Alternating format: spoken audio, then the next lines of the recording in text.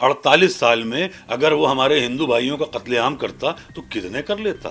رہ جاتے ہمارے ہندو بھائی. شاید یہ ظرف ہے ہمارا جو خاموش ہوں اب تک، ورنہ تو تیرے عیب بھی معلوم ہے سارے، اور ہر جرم میری ذات سے منسوب ہے اتنا، کیا میرے سوا شہر میں معصوم ہے سارے. صرف ہم ہی نشانہ بنتے ہیں، ہم تو کچھ بھی کر دیں برے ہیں. 48 سال حکومت کی ہے اورنگزیب نے. 48 سال میں اگر وہ ہمارے ہندو بھائیوں کا قتل عام کرتا تو کتنے کر لیتا. رہ جاتے ہمارے ہندو بھائی. اگر وہ خدا نہ کرے ہمارے مندر شہید کرتا تو کیا ہمارے مندر بچتے 48 سال میں؟ یہاں 10 سال کی حکومت نہیں ہے، کتنی جگہ بلڈوزر چل گیا. اسے 48 سال کا وقت ملا تھا. تب نہ آپ تھے نہ سوشل میڈیا تھی. وہ جو چاہتا کر لیتا، نام و نشان مٹ جاتا. اگر وہ اتنا آتنکی ہوتا تو وہ ایک جیسے کہ میں منور رانا صاحب کا بیٹا ہوں، تو فٹ پاتھ پر بھی ہوگی محل کی زبان میں، ہم گفتگو کریں گے غزل کی زبان میں. تو ایک استاد شاعر کا شعر ہے، اس میں غزل کا ایک مطلع ہے کہ جو اس حالات پہ ہے ابو عاصم صاحب پہ، جو آپ کہہ رہے ہیں کہ مقدمے ہوئے اور یہ وہ، تو ان کا شعر ہے کہ شاید یہ ظرف ہے ہمارا جو خاموش ہوں اب تک، ورنہ تو تیرے عیب بھی معلوم ہے سارے، اور ہر جرم میری ذات سے منسوب ہے اتنا، کیا میرے سوا شہر میں معصوم ہے سارے.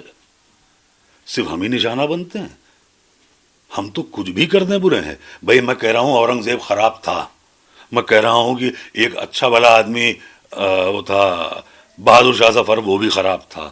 ہم مان لیتے ہیں علاؤ الدین خلجی بھی خراب تھا، یہ بھی خراب نکلے. بعد میں یہ جو اور بھی لوگ آ گئے سب خراب. ہمارے مافیا بدماش جو نکلے، جو ان کو جتاتی رہی پبلک، وہ آج آسانی سے گھوم رہی ہے، سب خراب. جب میرے والد منور رانا خراب ہو سکتے ہیں تو پھر تو یہ لوگ تو بہت برے ہوئے ہیں بھائی. یہ تو مطلب میرے والد کی کیا غلطی تھی؟ میرے والد کی یہ غلطی تھی کہ وہ گوڈسے کے دور میں گاندھی گیری کر رہے تھے. تو ہمارا تو صرف یہ، ہم تو اوف بھی کر دیں تو بہت ہے.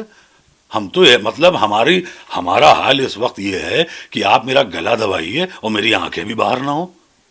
کیسے ممکن ہے؟ جب ہم نے کچھ نیا بڑا اچھا کچھ کیا ہوتا تو ہم ایسے ماضی میں نہیں جاتے. ماضی مطلب پاسٹ میں.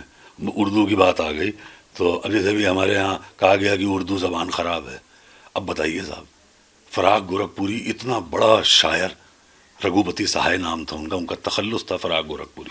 میں آپ کو بہت دلچسپ واقعہ بتا دوں کہ فراق صاحب کی بیٹی کے لیے رشتہ دیکھنے کچھ لوگ آئے، تو جو لڑکے والے آئے انہوں نے کہا کہ وہ تو فراق صاحب سے ان کا تلفظ بہت خراب تھا، مطلب پروننسیشن.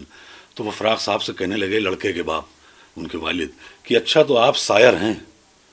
تو فراق صاحب نے انہوں نے دیکھا، کہنے لگے تو آپ کب سے شاعری کر رہے ہیں؟ فراق صاحب کا اور موڈ خراب ہوا. تو کہنے لگے پھر کوئی غزل سنائیے. فراق صاحب کہنے لگے سنیے، آپ کا رشتہ آپ کے لڑکے کا میری لڑکی سے ہو یا نہ ہو، لیکن میں اور دیر آپ کو اپنے کان میں پیشاب نہیں کرنے دوں گا.